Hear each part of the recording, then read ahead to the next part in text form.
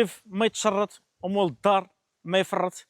كنتواجدوا اليوم في مدينه اسفي، جينا عندكم ضياف وماش جيناش يزينا خاويه. جبنا لكم هذه العروسه ما شاء الله، فيلا بمساحه 340 متر على 3 الواجهات. كتواجد في غاردن سيتي، لاول ريزيدونس فيرمي في هذه المدينه هذه. الاخوان تفضلوا تقوموا معنا بالزياره. هذا الرخام من باب الدار كما كتشوفوا لي سباس فيغ ما شاء الله. تفضلوا معنا لهاد العروسه اللي كي دايره ما شاء الله تبارك الرحمن.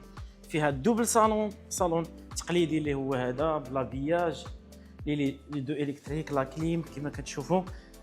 الثاني اللي هو هذا الرخام في الارضيه وكذلك في الدروج لي غارد كور بزاف ترومبي طواليت ديزانفيتي لي فاسك طابله مونجي صالون ثالث شيميني ديالو لا تيلي لا كويزين اللي هي هذه كما كتشوفوا.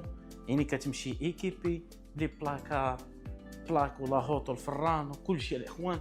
وكذلك كاين هنايا بلاصه السياره ديالك، وكاينه كوزينه ثانويه، وكاين هنايا غازو ارتيفيسيال كما كتشوفوا اللي هو هذا. وكاينه واحد الخصه هنايا. الطابق الاول اخوان فيه 3 الغرف. عندك لابياج سويت باونطال الاخوان اللي هي هذه كبيره بالباركيت. عندك بالكون، عندك صال دو بان اخوان، صال دو بان وفيه الرخام. وعندنا هنايا دريسينغ. الى دريسينغ الاخوان شومبر اخر هذا اخوان. الريزيدونس فيرمي فيها بيسين، فيها صال سبور، يعني فيها كاع لي زاكتيفيتي الاخوان اللي كيخصوكم.